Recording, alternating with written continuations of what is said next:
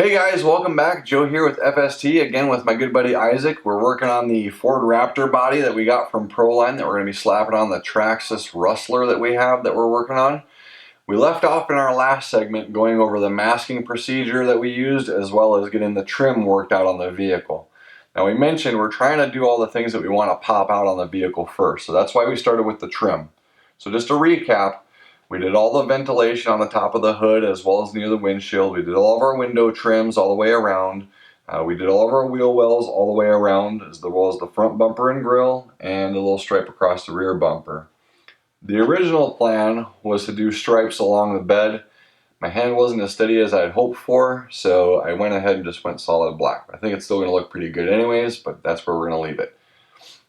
The other part of this plan was originally to put all of the lights in paint from the inside of the vehicle and working our way out. That way they'd pop out of the body's paint job. Unfortunately, the closer I inspected the body, the more I realized that there's very difficult time finding where the lights go. Some of them are marked pretty prominently on the body and others not so much. So because of that, I didn't want to get the lights in the wrong spot, too big, too small, whatever the case is. So I decided that we're going to skip doing the lights in paint. I am going to just use the decals for that, just so I can try to get it a little bit closer to how it's supposed to look. So our next step is to be actually laying the color on it. So what we've got is some pearl white that we're going to throw on it and some metallic blue. And then we're going to back it with our white backer. I was having a hard time deciding on a design that I wanted to do, but I knew I wanted to do something different. So what we're going to do is, starting from the front of the vehicle, it's going to be solid white with that pearl white, fading back towards that metallic blue about the midpoint of the vehicle, and then the whole remainder rear portion of the vehicle is all going to be that metallic blue. So I think it'll give it a really cool, kind of race-inspired sort of look. It definitely isn't going to look like a factory Raptor. It's going to look like something a little bit amped up, which is kind of what I'm going for anyway. So this is the first time I've ever done a faded two-tone paint job with rattle can spray paint, so I really don't know if it's going to come out that great or not, but I'm willing to give it a shot for you. So you'll be learning along with me. What we're going to do is we're going to open up the shop because we don't want to be in here with all these fumes, painting and stuff in a closed space. We're going to open up the shop. We're going to switch to a different camera, so the views are going to look a little bit different, but we got to make sure we have good ventilation. And if you're painting at home, I highly recommend you do the same thing. You definitely don't want to be painting inside without any fresh air coming in or anything like that. It's not good to breathe it in, and obviously it's a safety hazard. Not to mention it's going to get a lot of paint dust all over the place. So we're going to cut video, we're going to switch camera setups, and we're going to go outside and we're going to start laying down some paint. Alright, so come on with me. Alright guys, hey, welcome back. We moved outside so we got some nice fresh air. About to start laying down some color. So I got my pearl white. Again, we're going to be starting at the front of the body and working, kind of fading it out about halfway through the body. So to kind of give you an idea of how we're going to be applying this, I'm going to be going a little bit heavy in the front because that's the solid color that I want it to be. I want it to be that pearl white. And as I start working my way back, you'll see that I'll be kind of like easing up on it, spraying from a little bit further away, so it's just kind of dusting it. So without further ado, we're going to go ahead and add some color. I already shut the can up quite a bit before actually starting the camera. I'm going to go ahead and give the nozzle a couple of sprays just to get it going, make sure we don't have any bubbles going and anything like that. And we're going to spray it.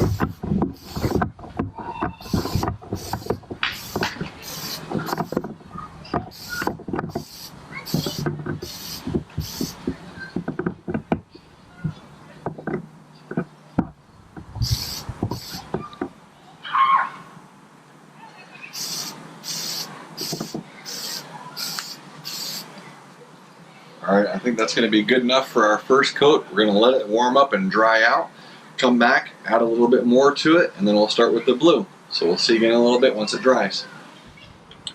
Alright, so we got the first layer nice and dry. One thing that we did learn about this paint is it really likes to pop the gold aspect of the pearl quite a bit harder than I expected. So our white, once it dried, gave us a little bit of a goldish finish. I'm not upset about it. I think it's still pretty cool. It does have that white base to it. Just wasn't expecting the gold. So surprise, surprise. If you go with the Duratrax Pearl White, color number PC276, expect a little pop of gold, just so you know. So with that being said, we're going to do another coat.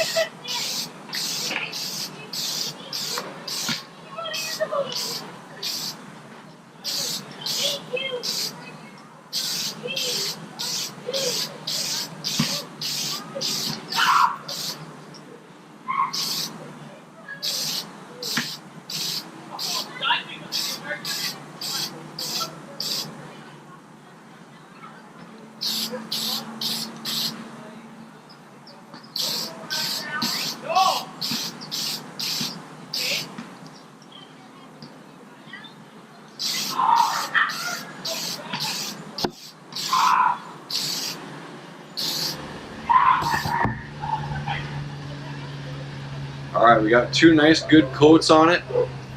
Kind of show you what we're talking about here. You can see while it's still wet, it has that white look to it. But when it dries, apparently it's going to change a little bit. So, I don't know if you can really see that from the lighting or not. We'll let it dry and see what happens, and then it's time to shoot blue. Alright, be back in a bit. Alright guys, welcome back. Our second coat is nice and dry now, so we're going to go ahead and start laying on our blue. Again, we're using the Duratrax Metallic Blue. Color number here is DTXR4265 if you want to use the same color. So again, I'm just going to check my nozzle. I already shook it up nice and good. We're going to start laying down the color. Now to give you an idea of what we're going to be doing here with the blue, because it's obviously much darker than the white, I'm going to lay it on regular towards the back. I'm actually going to stop my spray before I get to the line where I cut off with the white, because there will be a slight overspray coming off of the blue, and I think it will fade in a little bit better with that. Then the white backer is going to help that little midsection kind of pop by itself. So we're going to give it a try. Hopefully it works out as planned. So without further ado, let's spray.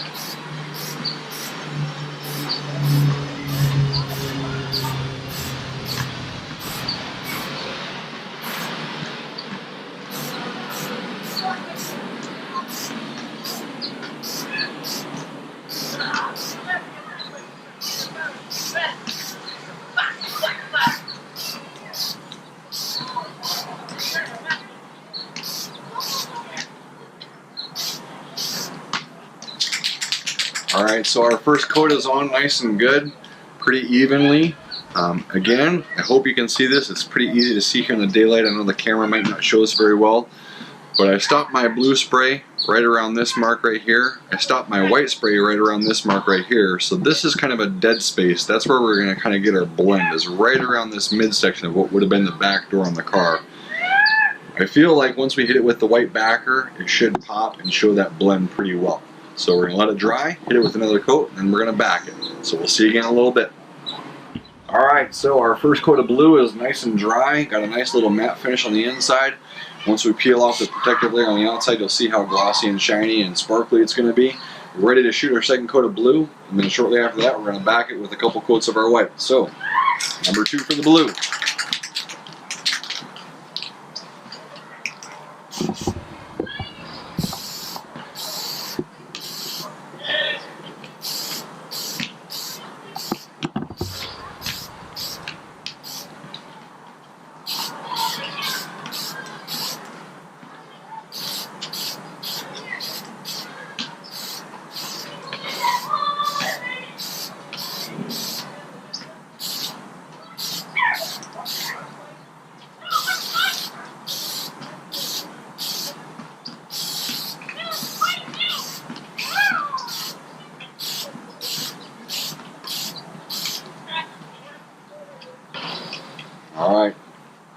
Looks like it's on pretty thick. I don't see any spots that I missed, at least I can't tell right now while it's still wet. Maybe once it dries something might show up. But I believe 2 coats is going to be enough for this. So we're going to let the second coat dry, and then it's going to be time for the white. So to kind of give you an idea of what we're working with from the inside, here's how it looks.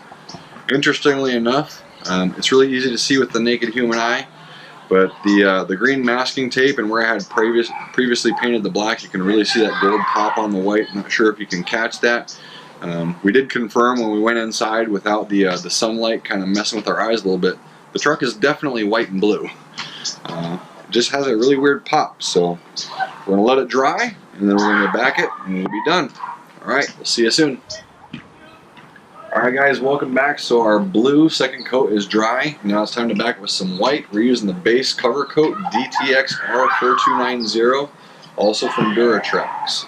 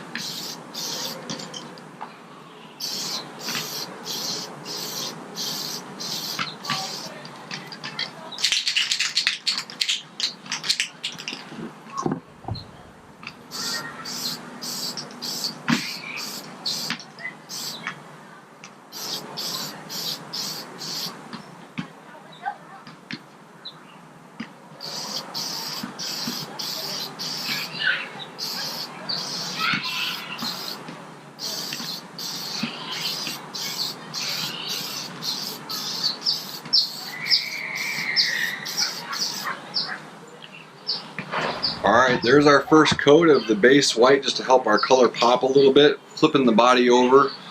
Now you can see that the white backing kind of toned down that gold quite a bit, which is really nice. It's the look more close to what I was hoping for. And our blue brightened up quite a bit. We're going to do a second coat of the base white just to get good coverage, make sure it's nice and thick, and hopefully a more durable paint job as well in case of rock chips and stuff. We're going to skip that segment. I'm not going to video that part because it's another coat of white, so you already saw one, they're the same. But once it's done, we'll let it dry. We'll show you a snapshot real quick of what the video looks like once both coats are dry, and then we'll peel off the protective layer and get ready to start applying some decals. So we'll see you again in a little bit.